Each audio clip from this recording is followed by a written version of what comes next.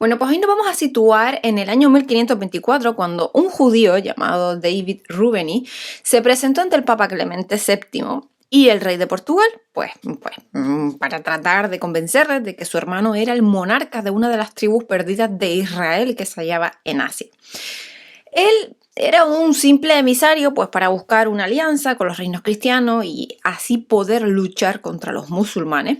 Y él pagó cara su iniciativa. ¿Por qué? Bueno, él fue quemado en la hoguera por la Inquisición. Fue uno de los muchos que han asegurado tener la verdad de lo que ocurrió con las 10 tribus de Israel, de las que no se tiene constancia desde los tiempos bíblicos. Así que bueno, vamos a hablar de ellas, ¿no? Sabemos que Jacob, que era el nieto del patriarca Abraham, tuvo 12 hijos con 4 mujeres diferentes. Y que con el tiempo se convirtieron en los líderes de otras tantas tribus que se repartieron por Israel. O sea, 10 tribus que estaban situadas en el norte, que eran Rubén, Simeón, Levi, Isaacar, Zabulón, Dan,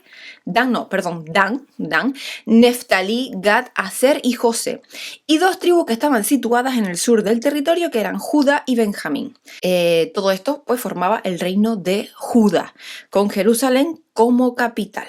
Pues la expansión de este pueblo dio credibilidad a la profecía que Yahvé hizo en su día a Abraham, en el Génesis 15, ¿no? Que en su estirpe sería tan numerosa como las estrellas del firmamento. Pero la verdad es que ni Abraham ni Jacob podían imaginar entonces que aquellas 12 tribus, 10 iban a desaparecer sin dejar absolutamente ningún tipo de rastro tras la deportación del general asirio Salmanasar V en el año 740 a.C.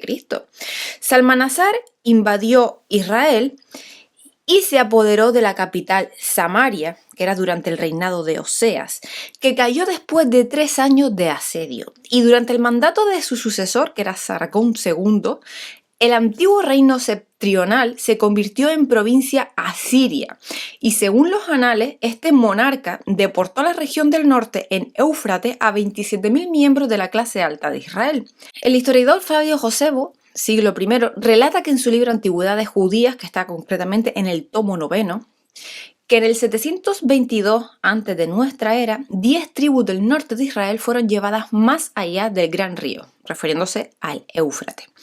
Pero ¿a dónde fueron a parar realmente? Porque la verdad es que esto es uno de los enigmas bíblicos e históricos más persistentes y la verdad es que siempre ha habido quien ha creído tener la respuesta a este secreto. Y unos pocos datos se encuentran pues en el segundo libro de los Reyes, o sea, donde se refiere que las 10 tribus fueron llevadas a Siria, en concreto a Jalá, cerca del río Gozán y las ciudades de los pueblos medos a los márgenes del río Tigris.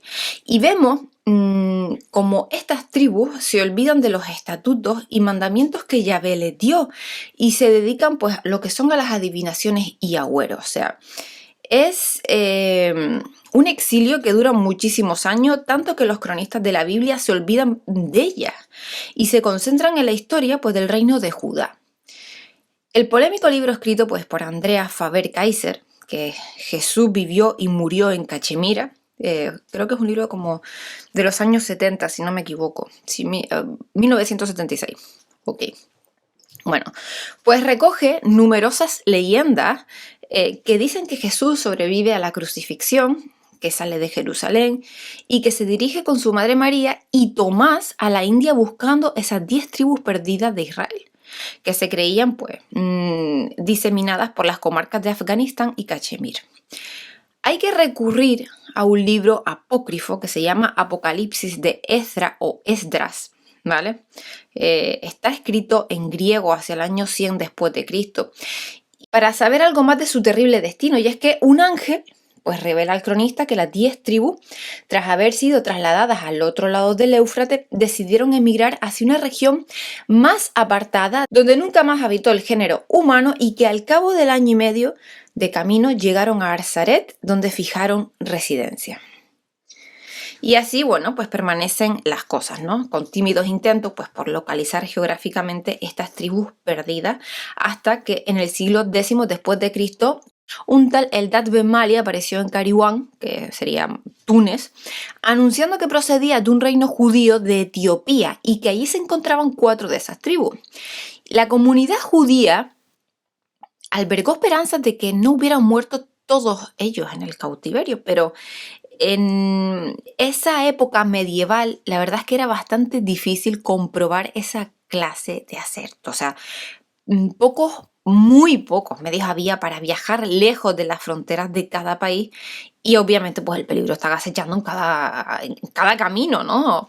Y es verdad pues que siempre quedó la leyenda consoladora de ese reino oriental donde se habían logrado salvar todas o algunas de las tribus perdidas durante la diáspora, ¿no? De vez en cuando estos rumores pues eran avivados por viajeros y aventureros de todas las latitudes que iban suministrando más datos sobre su paradero. Un viajero judío, que era de origen español, llamado Benjamín de Tudela, presentó en Alemania un informe sobre las comunidades judías existentes en el Oriente más próximo, lo que sería en Persia y en tierras limítrofes, ¿no? Y a raíz de unas cartas que manda un rey cristiano que se hace llamar Preste Juan en el siglo XIII y que habla de un territorio situado en Oriente, capaz de albergar todas las maravillas.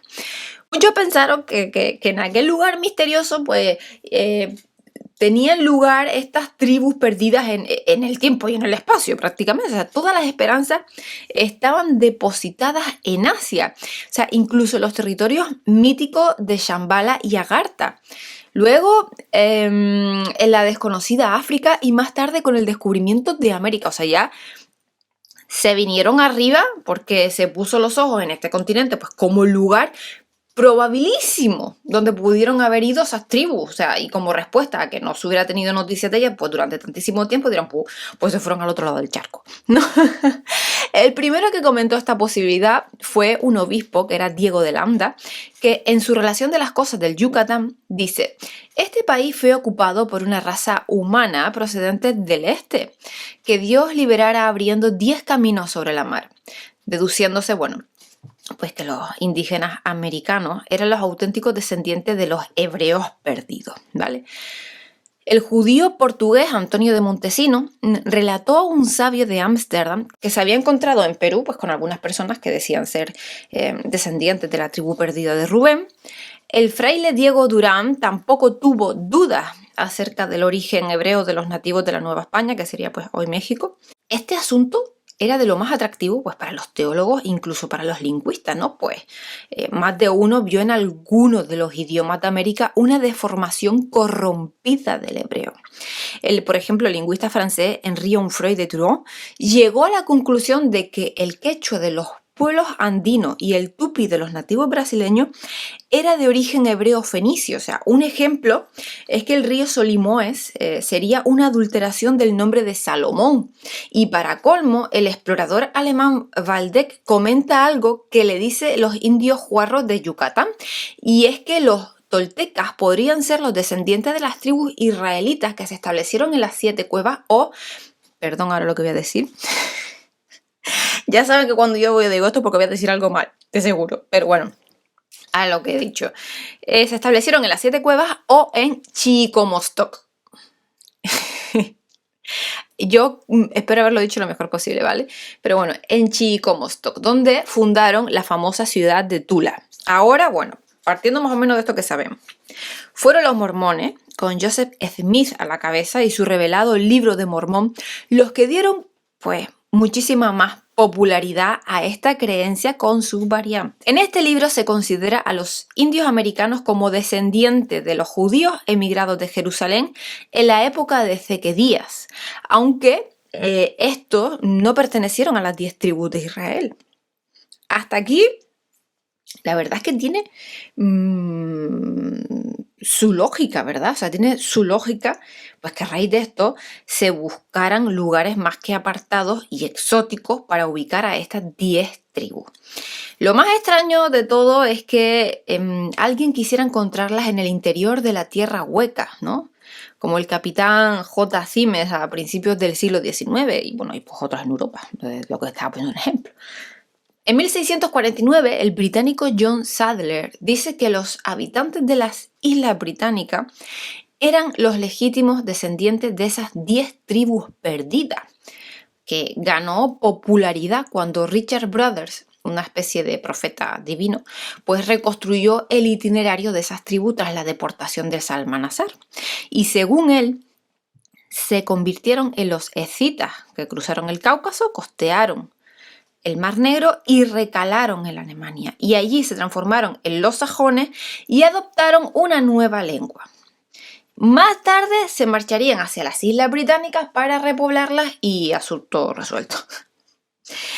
Vale, esa era una teoría. Otra teoría planteaba si el pueblo cíngaro no sería una de las tribus perdidas, ya que pretendían ser los herederos de Abraham y de Sara. Y para algunos investigadores, pues la semejanza del éxodo de los dos pueblos, que sería el judío y el gitano, les hace pensar que estos últimos pueden ser una de esas tribus, desterradas por los asirios hacia el extremo oriental de su imperio.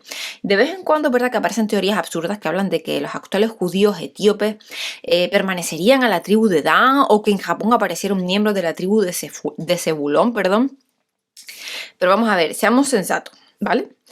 El destino final de estas tribus se ha ido diluyendo con el devenir de los tiempos y con la gente de los países que han ido recorriendo. O sea, tal como dice la Biblia, los dispersaron por el norte de Asiria, mezclándolo con otros pueblos cautivos, mientras servían como esclavos. O sea, dejar que siguieran existiendo como tribus hubiera sido un error estratégico, y lo más lógico es que se mezclaran con la población local hasta desaparecer como pueblo debido a una asimilación biológica y cultural con los pueblos persas y asirios.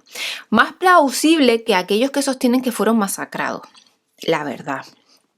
Hoy en día, las 10 tribus perdidas de Israel existen, pero en el imaginario colectivo, o sea, la última novela de Hermann Hesse, que era El juego de los avalorios, trata de una cofradía de intelectuales que juegan con avalorios mientras el mundo se les viene arriba, ¿no? Pues bien, o sea, el mito de las 10 tribus perdidas sirvió durante mucho tiempo como juego de avalorios para los judíos, pero